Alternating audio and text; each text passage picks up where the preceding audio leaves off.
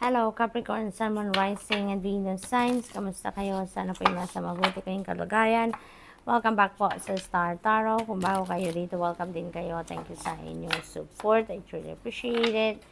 God bless you all. Tignan natin ang mga messages ni Capricorn for today. Kung ano mensahe po ninyo ay wonders. Ayan. So, this is wonderful news coming in. This is wondrous events that are going to unfold sa buhay ninyo. Kaya napakaganda lang nito na mga pangyayaring ito. This could be something, Capricorn, na siguro malaking blessing ito na parating sa inyo. Maaari din na this is miraculous events na maaaring mag-unfold dito. This could be answered prayers din. Maaaring ganun ang ganap dyan. Maaari may mga kasagutan na mangyayari na magmamanifest sa buhay ninyo kung ano man ang inyong mga minimithi sa buhay or mga pinagdadasal. We have security. Ayan. So, this is a reminder for you, Capricorn, na kahit anuman klaseng valuables ang meron kayo, tangible and non-tangible, make sure that they are all secured. Make sure na lagi mo silang minomonitor yung ganun ba, no? Yung mga pin ninyo or password ninyo, make sure that they are all safe at all times, okay? We have love. Wow. Maybe this is new love connection na mabubuo between you and another person if you are single. Or maaari din naman na leveling up ito ng inyong love and romantic relationship with your person. No? Maaaring ganun ang ganap. Posible din, Capricorn, na this is self-love. No? Posible na this is self-love. Pagmamahal ninyo ito sa inyong sarili. Maaaring ngayon, yun ang focus ninyo sa ngayon, ang inyong sarili. So, what else we have?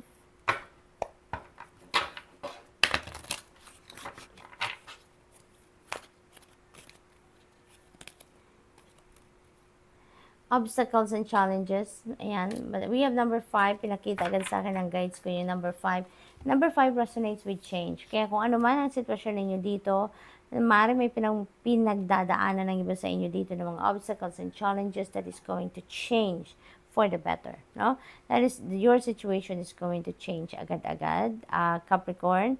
Maaring related ito, no, sa love and romantic relationship. Maaring gano'n ang ganap. Pwede rin naman na hindi, lalo-lalo na kung wala naman kayo doon sa sitwasyon na yon. So, this could be in any area of life, but alalahanin lang ninyo, Capricorn. You have nothing to worry about, no, dito. Kasi, normal naman sa buhay natin, nagkakaroon tayo ng mga challenges, no? May mga obstacles lagi. That is part of life. That is part of our soul's journey. Na lagi tayong along our path, no, along our life's journey, at some point magkakaroon ng obstacle, magkakaroon ng challenges because there's no perfect journey sa buhay. Hindi ba? Lahat tayo nakakaranas ng ganyan dahil normal yan. Dahil kailangang mangyari din yan, no? Because diyan nanggagaling yung natin yung diyan nabubuo or diyan nade-develop ang pagka-resilient natin, diyan nagiging matatag tayo. That is what's teaching us on how to be more courageous, yung mga ganon. And diyan tayo natututo sa buhay, no, through obstacles and challenges. Kaya ito, once na pick up na ninyo kung ano ang lesson that you need to learn from these obstacles and challenges, mapapansin niyo that is going to fade away. No, that is going to fade away. That's going to change agad-agad na sitwasyon ninyo. So, what else? We have deception and envy. Ayan. So, mag-iingat din kayo ha, Capricorn. Maraming naiinggit sa inyo sa ngayon. Maraming gustong mangbudol siguro sa inyo or gustong i-take down ka kung nasaan ka man ngayon. Kasi siguro you are very successful sa ngayon. Maybe you are very productive. Maaring maganda ang takbo ng buhay ninyo, maganda ang estado ng inyong pamilya, ng iyong relationship. Maaring mga ganon ang sitwasyon dito. Kaya may mga taong naiinggit sa inyo. Kaya mag-iingat kayo, okay? As much as possible, don't share your important information with other people because you never know kung sino ngayon yung merong hindi magandang kaisipan, diba? Hindi mo alam ngayon kung sino yung mapagkakatiwalaan ninyo talaga 100%. Okay? Kaya mag-iingat kayo. So, what else? We have destiny Destiny is at play. This is really beautiful kasi this is good fortune and good luck on your side. So, napakaswerte ninyo ngayon sa iba't ibang parte ng buhay ninyo. So, this is the destiny at play sa ngayon. This is the universe intervening in your circumstances. Kung ano man ang mga pinagdadaanan ninyo ngayon, hindi masyadong maganda, that is going to turn around for the better. Magiging maayos, maganda, masaya, successful kayo sa ngayon. Okay? Dito, kung nasa ibaba kayo, ngayon, kunyari, nasa wheel kayo, kung nasa ibaba kayo, nasa ilalim kayo, dadalhin kayo ng universe ngayon sa ibabaw naman.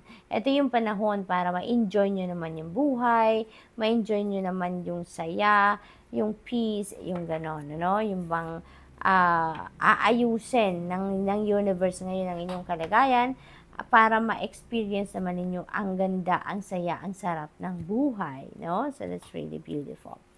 So, what else for Capricorn? We have Queen of Wands. Ayan. So, this is about creativity. This is also about abundance. Maaring may mga situation dito na opportunities, should I say, na that's going to bring out your creativity. At saka, yun ang magiging susi ninyo para sa inyong pagtatagumpay. May mga ganong ganap dito ang iba sa inyo. This could be also mean promotion for some of you. Maaring mapopromote kayo into a leadership role.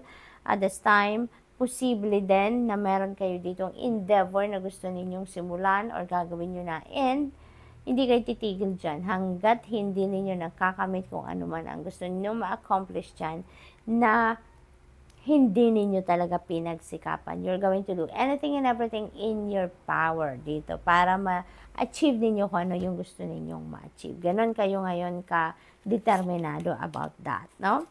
We have the Tower energy. This is a change. This is a sudden change na mangyayari sa buhay ninyo, Capricorn. Okay? So, this is a surprise para sa inyo. Hindi ninyo ito sukat akalain. Hindi ninyo ito pinagplanuhan. Wala sa hinagap ninyo na magkakaroon ng pagbabago ang inyong sitwasyon na ganito kalaki. Kumbaga, no? But, since this is a sudden change, so, hindi ninyo ito paghahandaan. Wala kayong idea about this. It will just unfold sa buhay ninyo. So, maaaring ma-overwhelm kayo, maaaring mawindang kayo, maaaring sobrang magulat kayo dito. But, sa una lang yan, no? At first, maaaring gano'n na maramdaman ninyo. But, along your journey, no, you will realize na ay sana pala noon pa to nangyari. Sana pala ginawa ko to noon pa. Sana pala ako na ang gumawa nito noon pa, 'di ba? Kasi you will be in alignment with your destiny dito. Kung saan kayo dadalhin ng sitwasyon na to, ng event na to, you will be in alignment with your destiny. Kaya magiging masayang-masaya kayo, you will be fulfilled at maaring yun nga makapagsabi kayo na magpapasalamat talaga kayo na nangyari kung ano man itong pangyayaring ito, no? Capricorn. So, we have the Emperor energy. And this is beautiful energy because this is also about material success. No? This is you laying a solid foundation dito in terms of money, career, and finances. Maaring marami talagang pagkakataon dito sa buhay ninyo at this time na magbabago for the better ang inyong mga sitwasyon. Dito kasi sa Emperor energy, ang focus ng iba sa inyo dito is for you to lay a solid foundation in your major areas of life. So, pera, trabaho, source of income ninyo, pamilya, relasyon, mga ganon. Ano? Kaya magiging maganda ang lahat. Dito, magkakaroon na uli ng balanse ang buhay ninyo. Magkakaroon na uli kayo dito ng focus kasi maaring mga nakaraang panahon, maaring kayo, distracted kayo, no, about something. Pero ngayon, order will be back in your life, no? So, that's really good. So, good luck, and that's all I have for you for the week. Thank you for watching. Love and light. Namaste.